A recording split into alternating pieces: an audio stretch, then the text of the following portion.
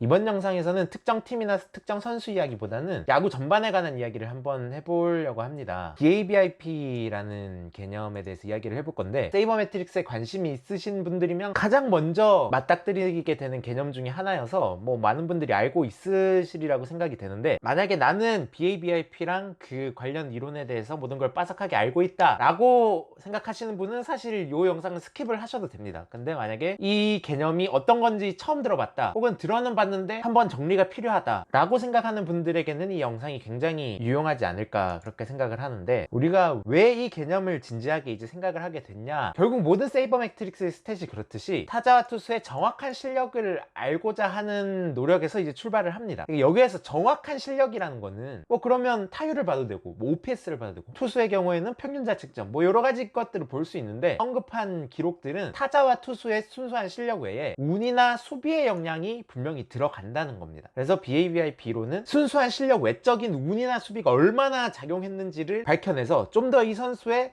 순수한 실력, 정확한 실력을 계측하는 데 도움이 되고자 하는 데서 이제 시작을 했다고 보시면 되는데, BABIP가 뭐냐면 인플레이 된 타구의 에버리지, 즉 인플레이 타구의 타율을 BABIP, 흔히 바빕이라고 많이 하는데, 타율은 뭐 우리가 흔히 알고 있는 개념이고, 인플레이 타구라는 거는 공을 쳐서 그라운드 안으로 들어가서 이게 아웃이 되는, 안타가 되든 결과가 나오는 걸 우리가 인플레이 타구라고 하잖아요. 인플레이 타구가 아닌 타격 결과는 세 가지가 있는 거예요. 삼진, 볼넷, 그리고 홈런. 요 세 가지는 공이 그라운드 안으로 들어가서 뭔가 액션이 벌어지는 것들이 아니라 타자와 투수가 딱 대결해서 결과가 나오는 것들. 그러니까 요 세 가지를 제외하고 인플레이가 된 타구의 타율을 우리는 BABIP라고 부릅니다. BABIP에 가장 영향을 미치는 두 가지 요소는 운과 수비다. 그래서 요거를 제거를 해서 객관적인 이 선수의 순수한 실력을 찾는 데 도움을 받아보자, 뭐 그런 게 이제 BABIP 이론의 근본이라고 할 수 있겠습니다. 먼저 타자 입장에서 BABIP를 한번 보도록 하겠습니다. 타자의 관점에서 BABIP는, 타자는 타격 스타일에 따라 고유의 BABIP를 가진다라고,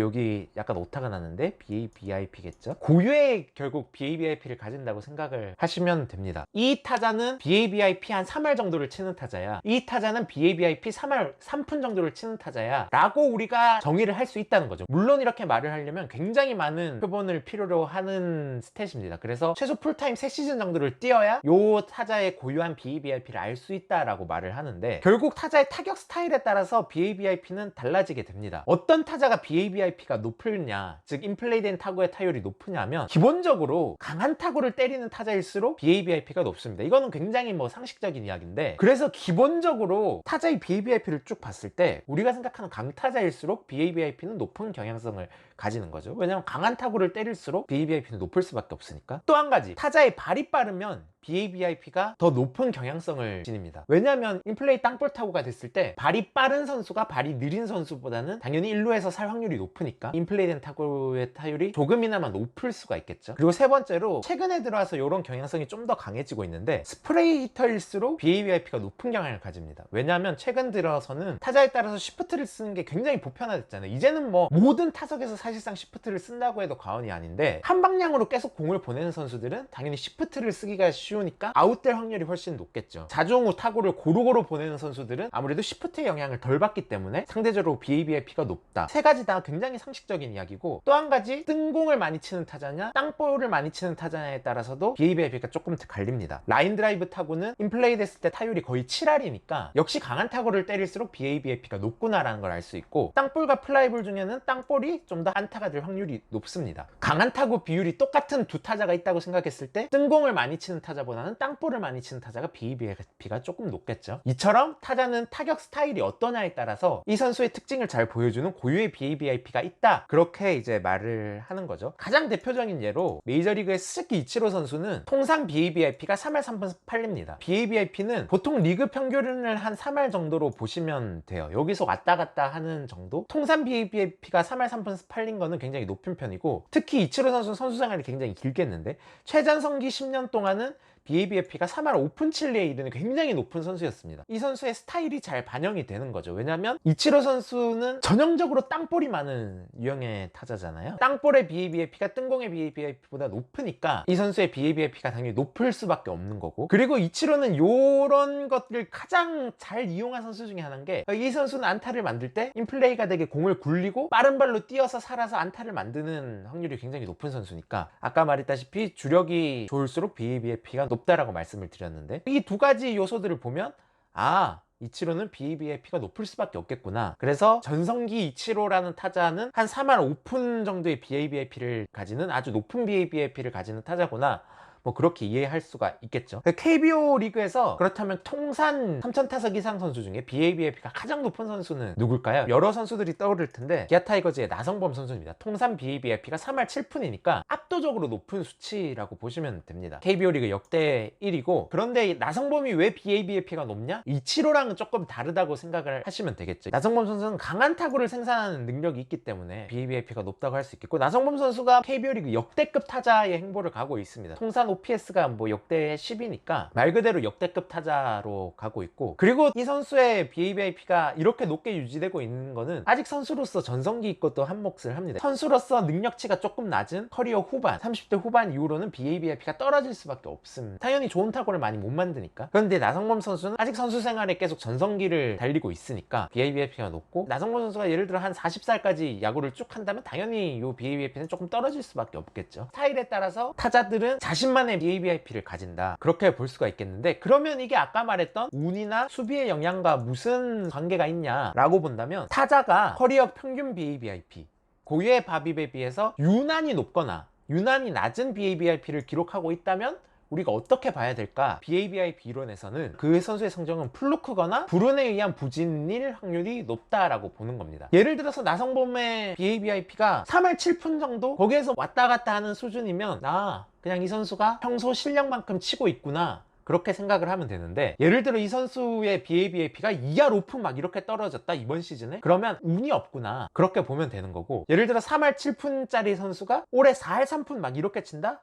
이거는 소위 말해서 좀 플루크구나, 그렇게 생각을 하면 된다는 겁니다. 그래서 만약에 이 선수의 지금 성적이 플루크라면 결국 이 바비비라는 거는 평균에 수렴해서 본인 실력에 맞게 성적이 떨어지구나, 이 선수 지금 운빨로 이렇게 잘하고 있으니까 조금 떨어지겠구나, 뭐 그렇게 생각하면 되고, 바비비 유난히 낮다면 이 선수가 부진하긴 한데 이 선수 실력이 없어서 부진한 게 아니라 운이 없어서 부진한 거구나, 그러니까 이 선수의 성적은 당연히 반등을 하겠구나, 이렇게 보시면 크게 틀리지 않다는 겁니다. BABIP에 결국 운과 수비라는 요소가 차지를 하는데, 상대팀의 수비는 결국 상대팀을 여러 번 만나다 보면 모든 선수가 비슷한 상대 수비를 만난다고 생각하면 되고, 운이라는 게 굉장히 큰 요소인데 BABIP에서 이 운이 어떻게 작용하는가를 이제 BABIP를 통해서 알 수 있다는 거죠. 그래서 사실 이런 건 굉장히 좀 상식선에서 생각을 하면 이런 겁니다. 어떤 타자가 공을 쳤는데 너무 완벽한 타이밍에 정확히 맞았는데 빨랫줄 같은 타구로 야수 정면으로 가서 딱 잡혔다. 결과적으로는 투수는 잘한 게 되고 타자는 못한 게 되는데, 이게 선수의 실력인가 라고 물어보면 우리는 직관적으로 아닌 걸 알 수가 있잖아요. 이 타자한테 운이 안 좋았다 라고 할 수 있는 거고, 어떤 타자가 그냥 빗 맞아가지고 힘없는 타구를 날렸는데 이게 야수가 아무도 없는데 절묘하게 떨어져서 안타가 됐다라고 하면, 결론적으로 이 선수는 안타를 쳐서 잘한 게 되지만 이 선수의 순수한 실력이 뛰어난 타자냐라고 보면 아니라는 거거든요. 운으로 인해서 타구의 결과가 결정돼 버리는 건데, BABIP를 보면 이 선수의 이번 시즌의 성적이 운빨이 작용한 건지 아니면 불운이 작용한 건지를 알 수 있다는 겁니다. 메이저리그의 댄스비 스완슨 선수는 커리어 BABIP가 3할 1푼 1리 정도 되는 선수입니다. 거의 뭐 평균 정도보다 조금 높은 정도? 그러니까 뭐 평균 정도에서 왔다 갔다 하는 선수라고 보면 되는데, 올 시즌 BABIP가 거의 3할 9푼에 가깝습니다. 이 결과만 딱 보면 우리는 어떤 생각을 할 수 있느냐, 스완슨이 지금까지 굉장히 잘하고 있는 건 인정인데 BABIP를 보면 솔직히 운이 많이 작용했다, 조금 플루크성이 있다, BABIP는 결국 커리어 평균으로 수렴을 할 거고, 그러면 당연히 이 성적도 떨어지게 돼 있을 거다. 남은 시즌 스완슨이 어떻게 할 건지 예상해 보라라고 하면 성적이 떨어질 수밖에 없지 않을까? 라고 판단을 할 수 있다는 겁니다. 반대의 예로 코리 시거 선수 같은 경우는 커리어 BABIP가 한 3할 2푼 정도 되는 선수인데 올 시즌 BABIP가 2할 2푼 정도 되는, 그래서 올 시즌 커리어 대비 굉장히 부진한 시즌을 보내고 있는데, 요 성적을 놓고 보면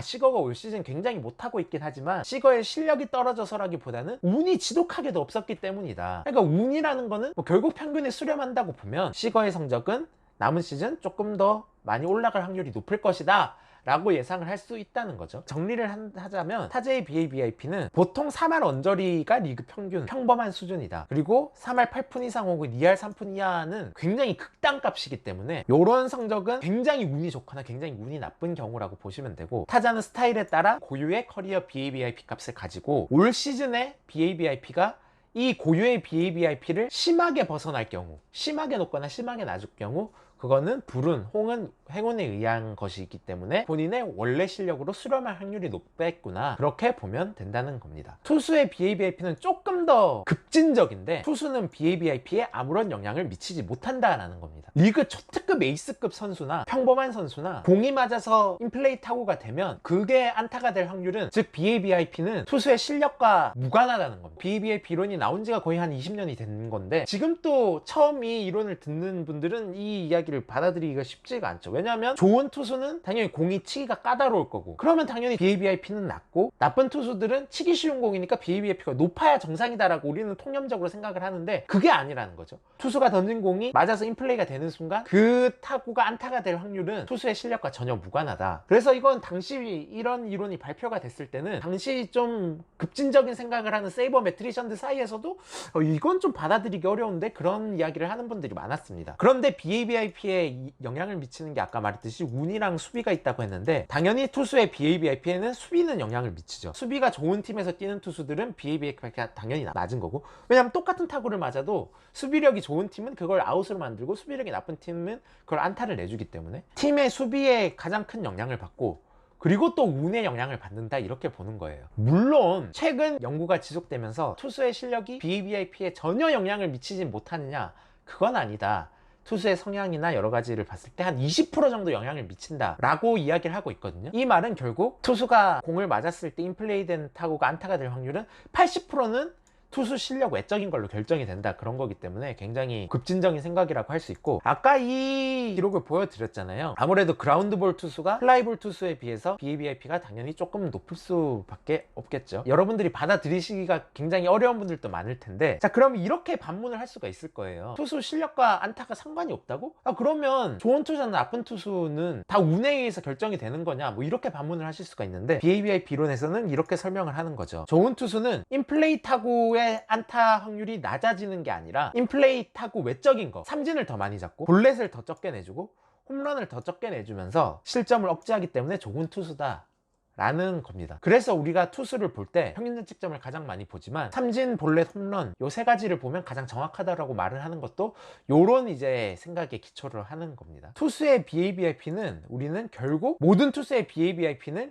리그 평균 정도로 수렴한다. 아까 말씀드렸지만 대략 3할 내외 정도가 될 텐데, 리그 평균보다 극단적으로 BABIP가 높다면 이 선수는 불운한 투수다라고 볼 수 있는 거죠. 예를 들어서 BABIP가 한 3할 8푼 정도 되는 투수가 있다. 그럼 이 선수는 불운하구나.